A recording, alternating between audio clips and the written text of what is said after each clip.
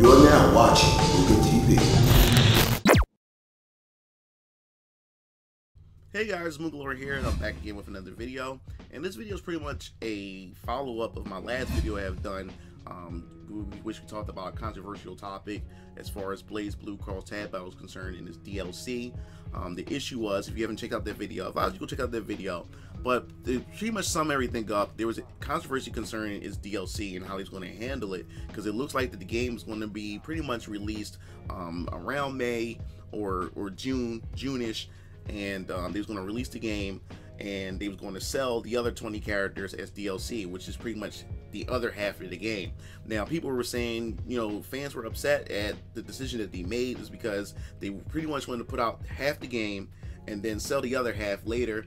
And their reasoning was behind it was because they said they wanted to get this game is in people's hands as fast as possible and as early as possible. But the main thing, they wanted to make sure that the game's out before Evo, so the game can have, I guess you could say, a bigger, a wider audience get a chance to actually watch and see the game, and to pretty much get create exposure for the game, for people to go check out the game and maybe want to purchase it sometime in the near future. So they pretty much wanted to hurry up, develop, and release the game as fast as possible with half its content missing, and then sell the rest as DLC. Now, the thing that really strung up most of the controversy was the simple fact was you had the RWBY characters, and I think the biggest advertisement for this game was the RWBY characters, because come on, let's be honest here, BlazBlue Cross Tag Battle is nothing but Mugen. Where if you guys have ever played Mugen, and my name is MugenLord, you can just take assets from different fighting games and just mesh them together to create your own dream match. So pretty much with BlazBlue Cross Tag Battle was pretty much more of a licensed Mugen, which you reuse a ton of reused assets from their previous Arcsystem games, from Under Night In-Birth, from BlazBlue, from the Persona Arena Fighter. And then the biggest draw was the RWBY characters. The RWBY characters were more original. It was more original. That means they had to build these characters from the ground up. So that was going to be the biggest draw, to draw in the RWBY fan base and to draw people into the game in general, because of they were adding new characters to the game.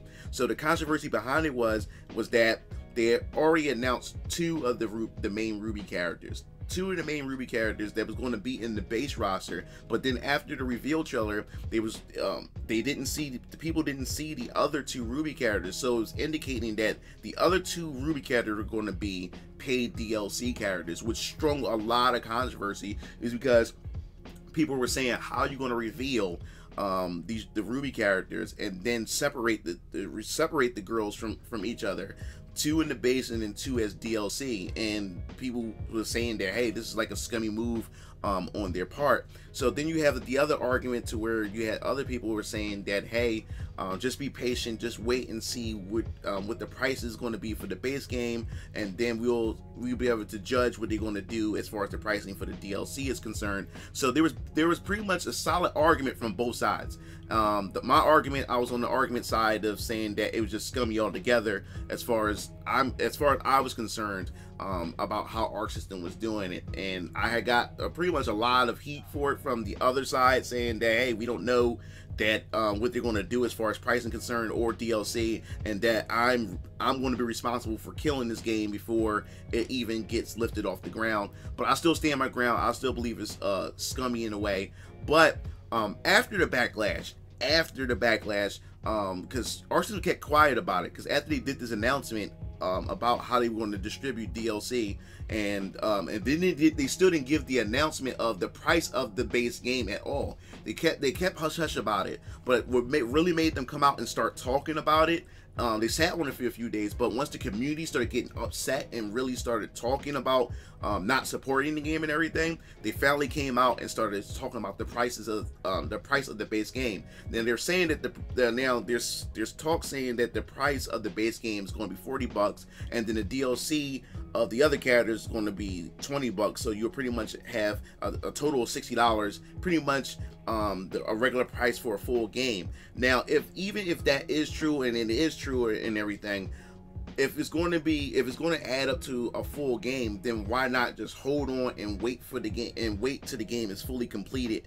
and then just get the whole package, and instead of selling half the game now and selling the other half later. And I just think that doesn't make any sense. But like I said, I see what they were trying to do. They want to get the game out there before Evo, so their game can have a shot at Evo. And if you guys checked out my last video when I talked about Evo, that BlazBlue Cross Tag Battle is going to be at Evo, and the game is going to be a release a month before Evo even begins. So they really want to get this game out there, and I don't really like where this trend and this practice is really going and heading towards, for the simple fact is, we get on Capcom about it. We talk about Capcom a lot. We beat Capcom down, and hey, I do the same thing to Capcom. We criticize Capcom for what they do, but can you imagine now if there's ever, if companies trying to meet a certain release date, or they trying to meet a certain event, or they want to make it line up with whatever events that they have, they'll start saying, hey, why not? We'll give you this half now, so you play this half, and then we'll take the other half, and then we'll sell the other half to you a little bit later. I mean, Final Fantasy 15 community had pretty much are divided as far as that's concerned as well, of how they handling the Royal Edition and how they just handling that game in general by keep adding content that should have been in the game since day one for Final Fantasy 15. So this is not just the fighting game community, this is also happening in other gaming communities as well. So my argument was, if we buy into this, even though the game may come to $60, but if we buy into, hey, let's buy half the game now and then buy the other half later, I can see this being a mega trend much later, where now we're going to get less and less content early on, and then we buy the rest in parts. And I just don't think that's a great idea. But anyway, I can say that the backlash and the uproar had pretty much benefited us in a way, is because now it seemed like Arcsystem is backpedaling. They're backpedaling for the simple fact is they decided to make the other two RWBY girls, which is Yang Zhao Long and Blake Belladonna, they're going to make those two RWBY characters free DLC. Now, a lot of people are saying that don't celebrate just yet, because Arcsystem are known for, because I'm not really a big Arcsystem guy. I haven't really played Arcsystem game. I just started really getting into them since Guilty Gear XR Revelator 2, and of course Dragon Ball FighterZ. And I dabbed in a little bit of them other Arcsystem games, but I haven't really played heavily and to get to know how they work as far as their DLC practices are concerned. But a lot of people were saying they don't get too happy is because they're known for releasing DLC characters for free for about a week, and then they charge you at a week later for the characters if you haven't gotten them during the free period.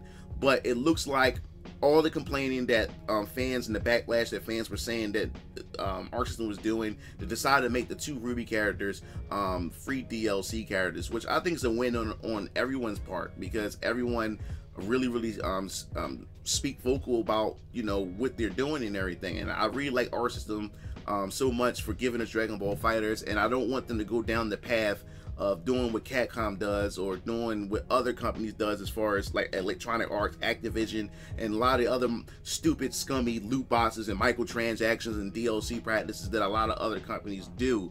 So I just want them to stay as clean as possible, you know. So I'm glad that Arcsystem has took a step back, because if you think about it, some people would think that, hey, this is probably was always in the plans to begin with, but I really doubt that. I believe after they've seen the backlash, whatever plans they had for Yang and for Blake as far as DLC is concerned, after they've seen the backlash, they said, hey, wait a minute, we got to call the execs real quick, and we have to really discuss how we're going to handle this. Because like I said before, relationship between its fan base, the community, and just consumers in general, I think keeping a good rapport between both sides is very crucial and very important in order for a game to even survive and sustain life, in order to pretty much give us more sequels of that title or of that series in the near future and everything. So I think this is a good thing, and I think we need to definitely stay on our favorite companies, because as a fan,